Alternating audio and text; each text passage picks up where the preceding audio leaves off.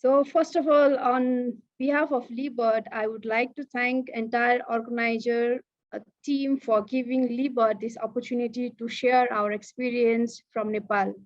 So the main objective of the program was to enhance the capacity of the local and provincial government through providing a knowledge-based customized support service so as to implement the climate smart agriculture technologies practices in their plans, programs, and policies. So we adopted different kinds of approaches, like there were many capacity building trainings and different documentation of knowledge products. So with regards to our first approach regarding capacity building training was like we just organized different kinds of trainings for climate change, climate smart agriculture, and climate smart villages, including gender friendly tools and practices. So in this regard, uh, there were lots of things which we encountered during our training practices. Like there were many approaches which we implemented in partnership with the Ministry of Gandaki Province. And as I just wanted to highlight like the Ministry of Land Management, Agriculture, Cooperative and Poverty Elevation, which we call MOLMAC of Kandaki province is implementing a flagship program, which we call Chief Minister Climate Friendly Agriculture Model Village. Is a flagship program which has been implemented by the ministry. And during this project, which was funded, which we implemented, we directly work with the ministry people. Like we organize different kinds of capacity building trainings, exposure visits, documentation of knowledge products, all these in one frame with the ministry delegates. So in this case, the capacity building trainings which we organized to the farmers was held with the ministry people. But before organizing the training, we just assess the need of the farmers, community people, like what will be the correct training programs which are suitable for the community people.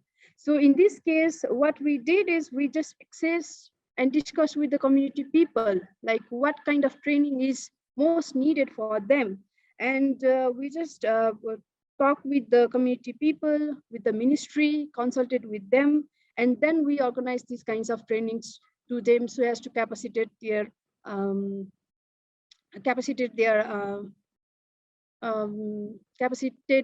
them to work and to speak in regards to climate smart agriculture and climate smart village.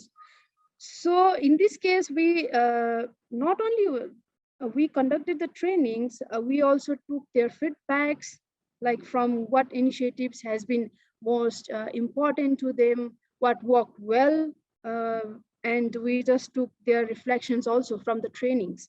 And it was a cross-learning approach also, because what we see is like after the trainings, especially which was targeted to the women members from the farmers group, because as we know, the male from Nepal also from the village are migrating to the cities and even to the Gulf countries in search of opportunities, job opportunities. So in this regard, what is left behind is women. So we just targeted these kinds of trainings to the women of the villages, these climate smart villages, and train them with regards to climate change and climate smart agriculture. So in this case, what was surprising for us is the confidence level which the women members of the groups was uplifted from the training also, because the information, the knowledge, the ideas which they have before the training was more capacitated. Like they were able to speak to the members who visit their sites, There are the demonstration sites where the CSA, like climate smart agriculture practices, are being implemented and demonstrated in their sites. They are able to speak confidently to these farmers, not only national, but there has been a exposure visits and field visits of international, uh, even delegates from different countries. So uh, the people, the women, especially the women, are able to speak confidently in front of these kinds of visitors. So they are able to share their ideas, they are able to share their experience, they are able to do the field visit and interact with the members also. So we can see like the capacity building training has empowered the women, especially the women, and the women are becoming the leaders. Like they have been engaged in training other peoples also, and they have been sharing their ideas, informations which they have inherited from trainings. So at last, I would like to thank Ministry of Land Management, Agriculture, Cooperative and Poverty Alleviation and the Training Center of Kondaki Province, and definitely Ministry of Foreign Affairs of Netherlands and IDRC and CDKN for the grant to implement the program.